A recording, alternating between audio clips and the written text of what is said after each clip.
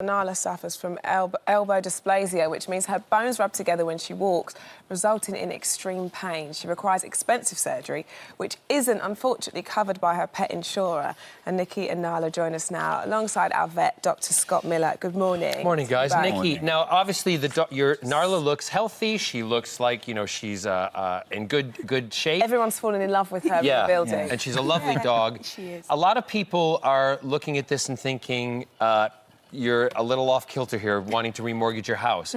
Why is it so important to you that you do that? And also, what is it going to do for Nala, the benefit of spending £20,000 on the dog? Well, it will completely give her life back. At the moment, she's not walked properly for 7 weeks now. And for the last 2 years, she's not been walking completely. Right. Without the surgery, I don't know how much longer she can last. Now, Scott, dysplasia is, you know, I've done a vet program, so I kind of know it's where Virtually a vet? Yes, no, please. It's where the knee joints, if I'm correct in saying Elbow, that. yeah. Elbow joints, sorry. The elbow joints, the cartilage is not there, so therefore the bones are rubbing together? That's right. So basically, certain breeds of dogs are prone to elbow dysplasia, Right. and it's because of their conformation, so just how they're put together. And as a result, some parts of joints rub quicker than others. They rub away the protective surface of a joint, which is the cartilage, which is, the shock absorbers. Then you've got bone rubbing on bone, which is why Nala's in so much discomfort. But also then, over time, that then leads to arthritis, which then becomes incredibly debilitating and life-limiting. OK, so the progression wouldn't be good. That's right. Now, so let's talk about when you first got lovely Nala. Yeah. I can't stop looking at her. Honestly, she's insane. It's the face, isn't it? Beautiful, Yeah. beautiful dog. When you first met, now you were interested in that breed of dog, Yeah, and you were at your friend's house. This is right, isn't it? Yeah. And you saw there was an advert on Gumtree, and this alarmed you, didn't it? So Yeah. tell us a little bit about this. I think I saw her on Gumtree, and I thought that's not quite right. You shouldn't really be selling animals on Gumtree. No. But by that point, it was a bit late. So once I'd seen her, it was like, well, I can't leave her there. You wanted to help. And within 12 hours, I had her. What kind of condition was she in when you first saw her? Pretty terrible. Infections everywhere, eyes, ears, skin, shaved in strange ways. She lived in a bathroom. And she didn't like men. Really, really, really terrified of men. Right.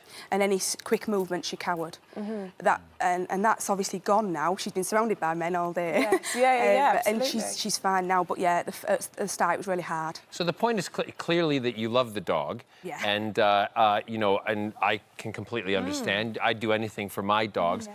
You know, most of us have pet insurance. You have pet insurance Yeah, yourself. absolutely. But the pet insurance will only cover up to a certain amount per surgery on each leg. No, per condition. Per condition. They've then classed this as one condition.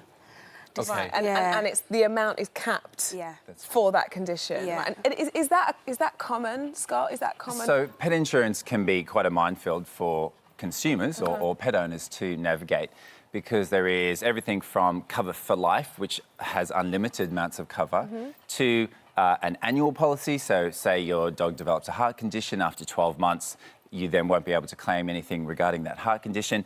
And others are capped, as you say. So in this case, Nicki's is capped to £7,000 per condition. So that means that because this particular procedure is on both limbs and it's going to be up to £20,000, then clearly there is a massive gap there. But these kind of things you can't predict, especially for you in that situation. You don't know the dog's history. Yeah. How is there something that we should look for when we're looking at pet insurance? Because, like you say, it is a minefield.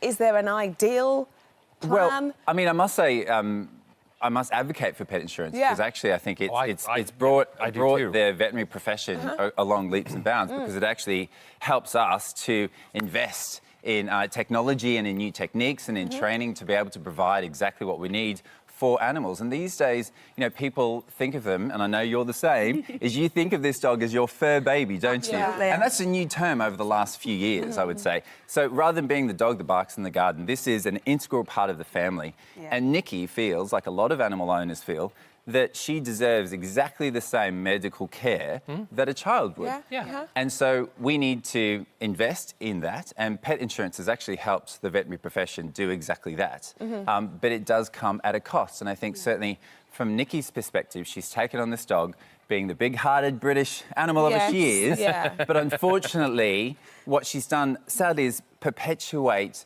the marketing and selling of animals online, because this dog clearly isn't from great breeding stock. It turns out she had a pet passport from Hungary, was it? Yeah.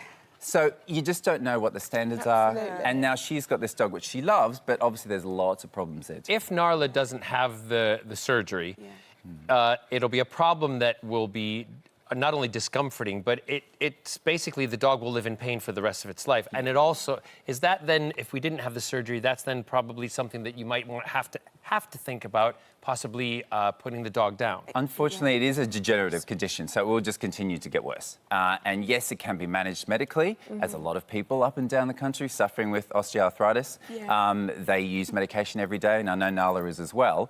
But there are these sort of specialist surgeries, and they can go all the way up to what you're considering, which is sort of an elbow resurfacing with different types of materials to kind of mimic that cartilage, that protective surface. So Nicki, you've got to raise £20,000. So I'm just looking at the sort of figures here. So the operation costs £8,000 for each leg, and then extra money required for scans and aftercare.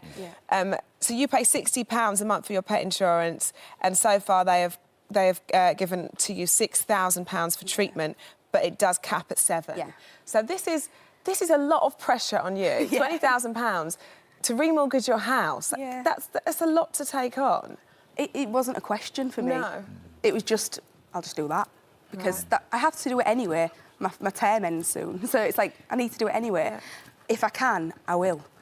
And obviously you've thought about it. It's not something that you're going to put yourself in dire straits I will if probably you do extend it. the term, make sure I can still make the repayments. I'm not stupid. It will have to be affordable, and the bank would make sure it was affordable anyway. But if I can, I will, because she's my only family. She is your baby. Only and family you in love the country. Her. Well, you're a good mama. Thank you. You are. You really, really are. Thank you both. Thank you. Thank you very much. Thank you, guys. Lovely Appreciate to it. meet you. Thanks, Narla. Oh, look. I know. And Tail's going. She really melts me. She Tail's does. going. She's a good girl. Yes, a good girl?